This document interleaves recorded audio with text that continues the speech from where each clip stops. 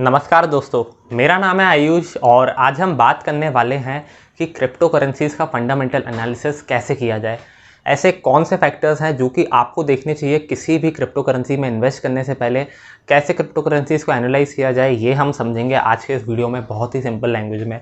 अब दोस्तों, जब भी मैं बोलता हूँ कि क्रिप्टो करेंसी के फंडामेंटल एनालिसिस, तो बहुत सारे लोगों की तो हंसी छूट जाती है, क्योंकि लोगों का ऐसा मानना है कि ये जो क्रिप्टो करेंसी है इसमें बहुत गैम्बल होता है। मतलब डिमांड सप्लाई का गेम है, डिमांड बढ़ेगी प्राइस बढ़ेगा, सप्लाई बढ़ेगी प्राइस घटेगा। लोगों की यही थिंकिंग है और पहले मैं भी ऐसे ही कुछ सोचा करता था, लेकिन जब क्रिप्टो करेंसीज़ की अच्छी स्टडी करी, और अगर आप भी अच्छी स्टडी करेंगे तो मेरे ख्याल से आपको पता चल जाएगा कि क्रिप्टो करेंसीज़ के भी कुछ फंडामेंटल एनालिसिस के फैक्टर्स हो सकते हैं, जो कि आज हम डिस्कस करने वाले हैं इस वीडियो में। मैं आपको ऐसे 4 मेन फैक्टर्स के बारे में बताऊंगा जो कि आपको देखने ही चाहिए किसी भी क्रिप्टो करेंसी में इन्वेस्ट करने से पहले। अब हम सभी जानते हैं कि ये जो क्रिप्टो करेंसीज़ हैं बहुत रिस्की है, स्टॉक्स से काफ़ी अलग है, क्योंकि स्टॉक्स में एनालिसिस करना बहुत सिंपल है। मतलब कंपनी का प्रॉफिट बढ़ेगा तो कंपनी का शेयर प्राइस बढ़ जाएगा। ऐसे बहुत सारे फैक्टर्स हैं जो कि हम यूज़ कर सकते हैं ये पता लगाने के लिए कि कंपनी कैसी है। लेकिन जब बात आती है क्रिप्टो करेंसीज़ की तो फंडामेंटल फैक्टर्स बिल्कुल अलग हैं। तो दोस्तों, अगर ये वीडियो आपको अच्छा लगे तो please like to this video and subscribe to our channel इस टाइप की वीडियोस देखने के लिए। अब हम सबसे पहले बात करते हैं अपने फर्स्ट फैक्टर की। तो दोस्तों, पहली चीज़ जो कि आपको देखनी चाहिए वो है फाइनाइट सप्लाई।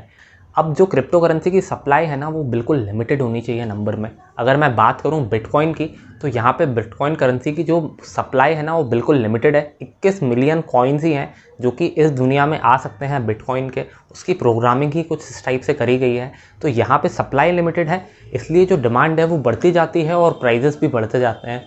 अब क्रिप्टो करेंसी को अगर हम हटा दें और अगर हम गोल्ड सिल्वर इन सारी कमोडिटीज़ को भी देखें, तो आप ऑब्जर्व करके ये पाएंगे कि इनके प्राइजेस भी इसलिए बढ़ते हैं क्योंकि जो गोल्ड है ना उसकी सप्लाई बहुत कम है और डिमांड एकदम एवर ग्रोइंग है। जो गोल्ड की डिमांड है वो एकदम बढ़ती रहती है हर वक्त। तो इसी वजह से जो गोल्ड के प्राइजेस है ना वो भी बढ़ते हैं। तो जो क्रिप्टो करेंसीज है ना उसको भी हमें एसेट क्लास की तरह ही ट्रीट करना चाहिए। जैसे हम गोल्ड को, कॉपर को, सिल्वर को, इन सारे जो कमोडिटीज़ को ट्रीट करते हैं ना जिस तरीके से, वैसे ही हमें क्रिप्टो करेंसीज को भी ट्रीट करना चाहिए एज एन एसेट क्लास। तो यहाँ पे हमें उन्हीं क्रिप्टो करेंसीज पे फोकस करना चाहिए जिनकी सप्लाई बिल्कुल लिमिटेड हो। अगर आप ऐसी क्रिप्टो करेंसीज पे फोकस करेंगे जहाँ पे सप्लाई अनलिमिटेड होगी, जैसे कि डोज कॉइन या रिपल, तो यहाँ पे आपके प्रॉफिट होने के चांसेस बहुत कम हो जाएंगे, क्योंकि सप्लाई तो कंटिन्यूसली आती रहेगी। अब सप्लाई के साथ साथ डिमांड भी आनी चाहिए। अगर डिमांड नहीं आएगी तो प्राइस नीचे चला जाएगा। तो इसी वजह से आप उन्हीं क्रिप्टोज पे फोकस करें जहाँ पे बिल्कुल फाइनाइट सप्लाई हो। ये हमारा पहला पॉइंट हो गया। अब अगर मैं बात करूं अपने दूसरे पॉइंट की, तो यहाँ पे आपको क्रिप्टो करेंसी की टेक्नोलॉजी पे नज़र रखनी चाहिए। क्रिप्टो करेंसी सारी की सारी ब्लॉकचेन बेस्ड होती हैं। तो हमें ये तो पता है कि ये ब्लॉकचेन बेस्ड है, लेकिन इसमें कुछ ना कुछ डिफरेंसेस होते हैं। जैसे अब पहली जो करेंसी आई थी बिटकॉइन, वो थोड़ी सी ओल्ड है क्योंकि वो 2009 में आई थी, सबसे पहली करेंसी थी। तो इतना अपडेटेड वर्जन नहीं था। इसमें ट्रांजैक्शंस करने में बहुत टाइम लगता था। किसी को बिटकॉइंस भेजने हैं या रिसीव करने हैं उसमें काफ़ी टाइम लगता है। माइनिंग करने में बहुत इलेक्ट्रिसिटी जाती है। तो ये सारी जो कमियां हैं ना, इन कमियों को हटाने के लिए कुछ ऑल्ट कॉइन्स आए, ऑल्टरनेटिव कॉइन्स, जैसे कि इथेरियम, रिपल, डोज कॉइन। तो इस टाइप के जो कॉइन्स हैं ना वो कुछ ना कुछ कमियों को दूर करते हैं और कुछ एडवांस चीज़ें लाते हैं। तो यहाँ पे एक कॉइन क्या एडवांस चीज़ें ला रहा है ये चीज़ हमें पढ़ना ज़रूरी है।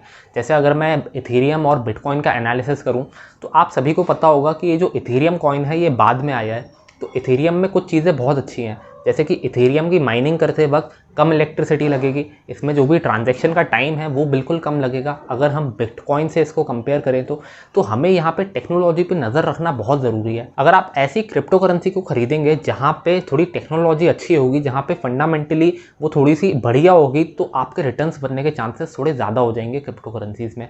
अब यहाँ पे कुछ ऐसी क्रिप्टो करेंसीज़ हैं जो कि बैक्ड हैं किसी ना किसी फिएट करेंसी से। जैसे अगर मैं बात करूँ टीथर की, तो जो टीथर है वो बैक्ड है यूएस डॉलर से। अब एक tether is equal to 1 US dollar. तो ऐसी करेंसीज जो है ना, हमें इनके बारे में भी पढ़ना चाहिए। तो यहाँ पे हमें टेक्नोलॉजी पढ़ना इसलिए बहुत इंपॉर्टेंट है। अगर आप टेक्नोलॉजी पढ़ेंगे ना तो आपके रिटर्न्स बनने के चांसेस बहुत अच्छे हो जाएंगे, क्योंकि जिस क्रिप्टो करेंसी की टेक्नोलॉजी अच्छी होगी उसके फ्यूचर में रिटर्न्स होने के चांसेस बढ़ जाएंगे। अब अगर मैं बात करूँ अपने तीसरे फैक्टर की, जो कि मेरे हिसाब से सबसे ज़्यादा इंपॉर्टेंट है, तो वो है क्रिप्टो करेंसीज का मार्केट कैपिटलाइजेशन। जैसे अगर हम बात करें बिटकॉइन की, तो बिटकॉइन का मार्केट कैप सबसे ज़्यादा है, फिर उसके बाद इथेरियम आता है, फिर BTC, फिर दूसरे सारे कॉइन्स आ जाते हैं जिनके मार्केट कैप ज़्यादा है।